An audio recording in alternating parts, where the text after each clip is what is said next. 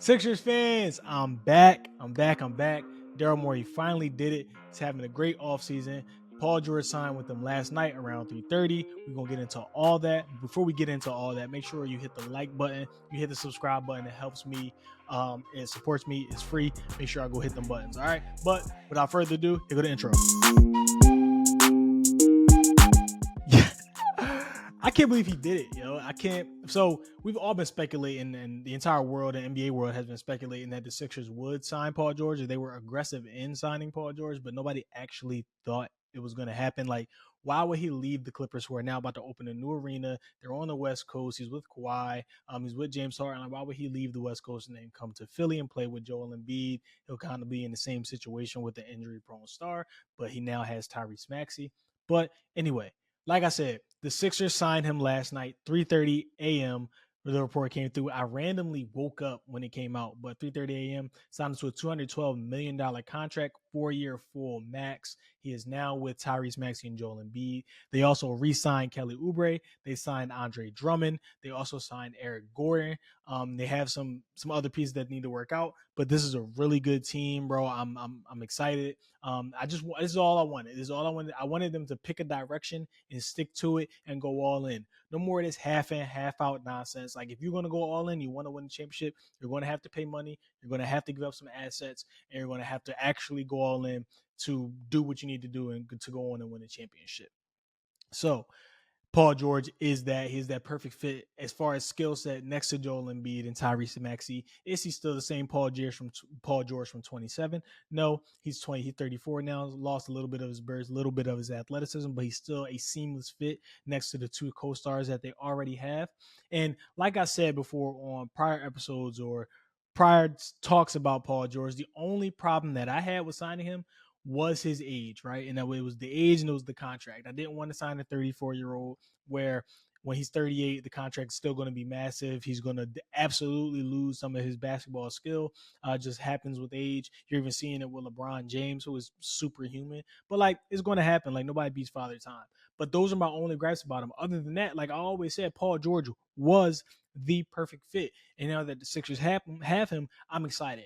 I don't really care about the age now, just because, like, I'm in the moment, I'm in the now. Like, I'm not worried about 3 to 4 years from now when the contract is going to be huge. Like, if I'm worried about that, then I'm not going to be able to enjoy what we have currently, right? And if you're worried about all of that in that moment, you're not worried about the right now and what the Sixers can do right now. All I wanted was for Daryl Morey, Josh Harris, Elton Brand push in all the chips and go after it and try to actually win an NBA championship. And that's what they have the chance of doing here in this first year and second year. Now, will they be able to do it in their first year? Probably not. They do have a really great shot, but you have to fill out the roster. You have to get things to mesh. You have to see what doesn't work and be able to be able to adjust and be able to move off of that. Maybe you're missing one piece after the first season, or maybe you have a guy that you're looking at. You're like, all right, he's going to be on a little bit smaller contract. We can add him, and he's going to be the final missing piece.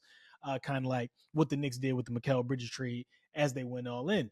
But currently, right now, like I've always been saying, he is the perfect piece next to Tyrese Maxey, next to Joel Embiid. He's able to work off ball. He's able to be a play initiator. He's able to be a shot creator. He's able to play defense, guard bigger wings. He rebounds.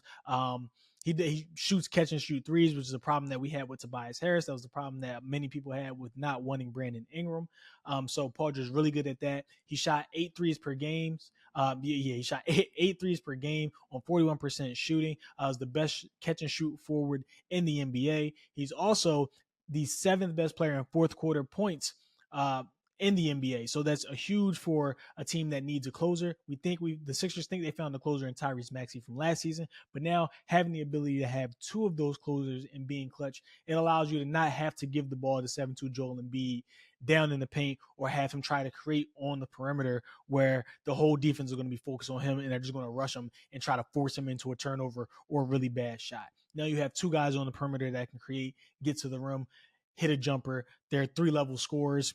It's just amazing to have for a team that we just haven't seen have that in so many years. And we thought we were getting that with Tyrese Maxey. Now we also have that in Paul George. So you have 2 elite perimeter wings. All 3 of them made the All-Star game last season. I'm pretty sure Paul George made the All-Star game last season. I got to double check.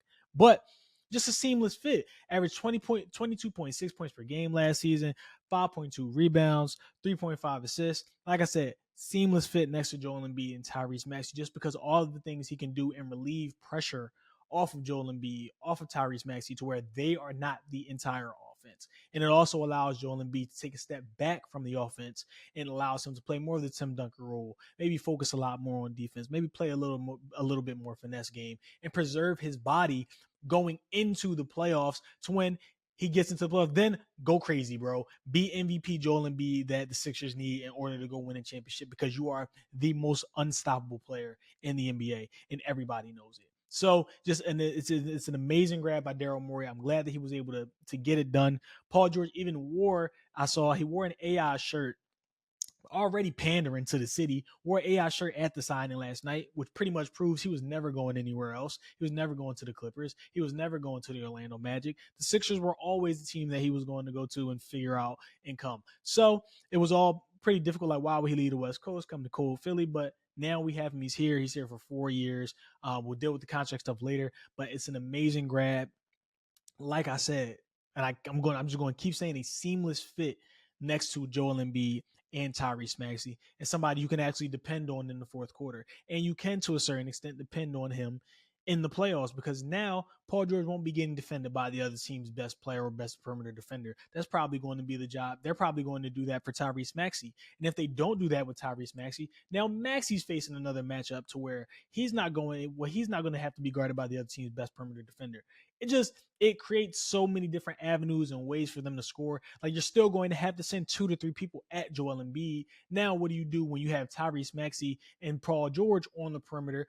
You're going to have to send we already saw Tyrese Maxey was getting double teamed last year, so you're going to have to send 2 at him. Then at times you're going to have to send 2 at Paul George. There's just not enough players, and there's going to be a constant rotation on defense, so where teams aren't going to be able to keep up with them. So I'm looking at them to be one of the highest scoring teams in the NBA, just because of the fact that they're just going to be so hard to guard. You're able to move Tyrese Maxey off ball at points where I think he's actually better off ball than he is on ball. And now you have to worry about Paul George. You have to worry about Tyrese Maxey running off ball actions behind you, Joel Embiid running off ball actions.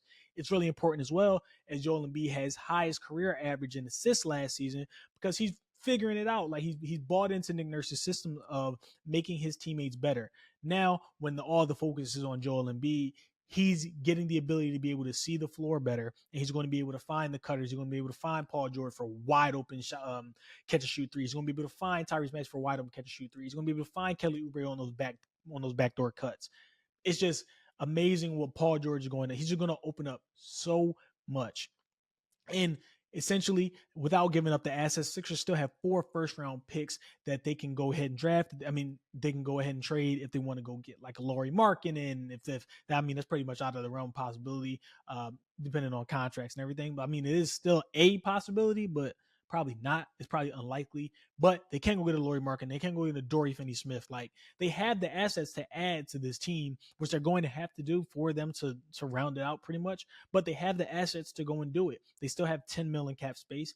They think if they waive Paul Reed, they're going to get $8 million. If they trade Paul Reed, they can absorb $15 to $18 million. So that's huge move by Daryl Morey.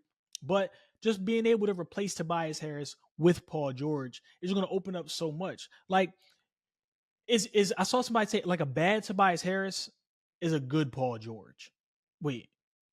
No. I said that completely wrong. A bad Paul George is a good Tobias Harris. So if Tobias Harris is bad, is what we saw at 0 points in the game 6 of a series where we absolutely needed him, of a game that we absolutely need him to score in order for the Sixers to move on and advance past the Knicks. He gave you 0 points. Paul George, I think in his last game, gave the Clippers 18 points. If Tobias gives us 18 points, we're in the second round of the playoffs, and we're probably going to beat the Pacers, and then we're going to be in the Eastern Conference Finals. But that's what he brings. That's what he's going to open up, because he's probably going to have like his games where he has off shooting nights, but that's why you have Tyrese Maxey and Joel Embiid. Each player can beat you on any given night. And that's what's so huge. And that's what Paul George opens up about everything about the Sixers team, the Sixers offense, the Sixers defense. And they won't fall off a cliff when Joel Embiid finally goes to the bench in the games where he's tired, or just when he goes to the bench regardless. Well, and especially in the playoffs, they won't fall off a cliff on offense and or defense. And that's what I love about the Paul George signing. It's amazing. Shout out to Morey. Shout out to the Sixers right now. They still have some holes to fill, and I expect more to do that. I'm giving him the benefit of the doubt after the offseason that he has currently had. So we'll wait and see what he does. But make sure y'all hit that like button, hit that subscribe button. Like I said, it means a lot to me. It supports me.